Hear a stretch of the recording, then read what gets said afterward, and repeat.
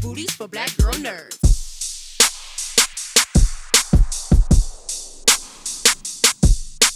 Hi. Hey. Hi. How's it going?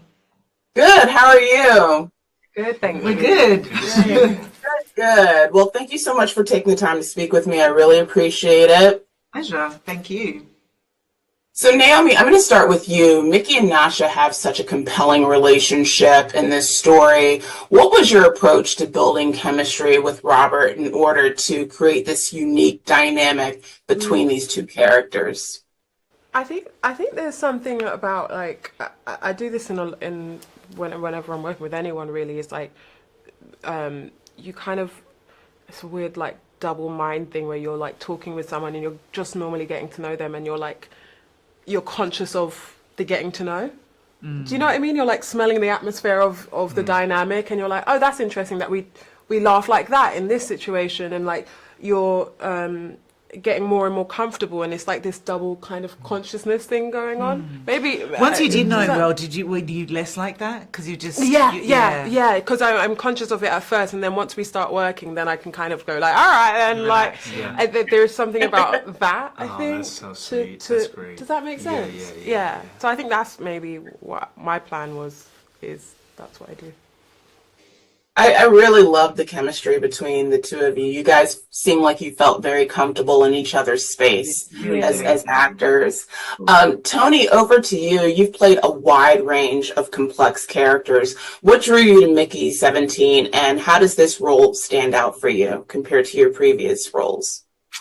I mean, I would have done anything for Bong. I just think he's an incredible filmmaker. He just is one of the best. And so when I heard he wanted to even speak with me, I was wetting my pants. And I pretty much accepted the offer before I even read anything. I just knew that I would do anything for him, really. I just wanted to be a part of his world and know what that feels like.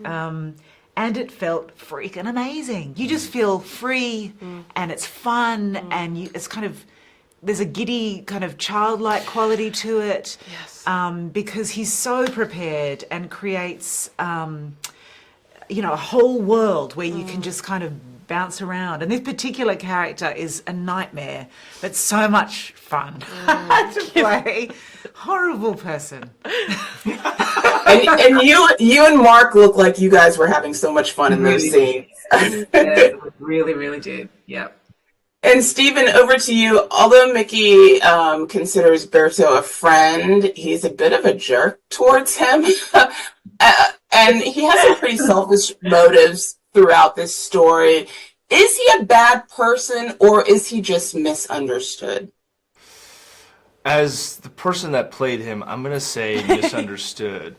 Mostly because, the way that I looked into Timo is he's a guy that is sitting underneath most everybody else, and so he can see things for what they are.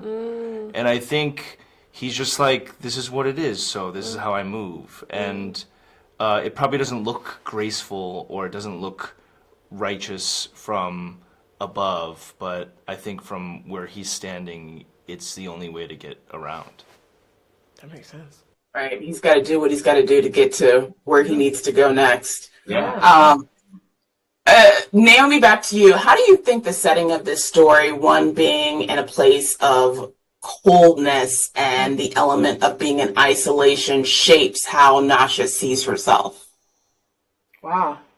I think there is something about the trapped feeling. I kept on imagining when we were shooting, like the colored scheme as well, and the closed walls and the barely any windows, and what that does to like psychology, like your mind, like and that feeling of wanting to get out and needing to get out, but it's not ready yet. You feel like a child, on like a rainy day, and also being so controlled.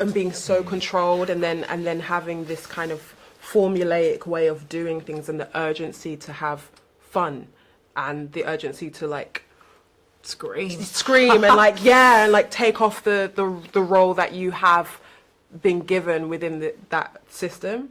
And I think that's where Nasha's like spring, like, I was always saying to Bong, like, she's like a coiled spring. You don't know what direction she's going to go in, but like she is always ready to go because there's that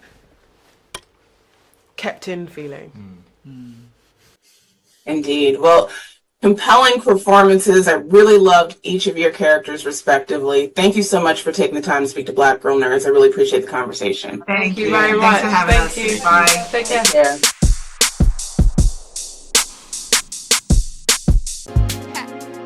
Better shake your booties for Black Girl Nerds. Better shake your booties for Black Girl Nerds.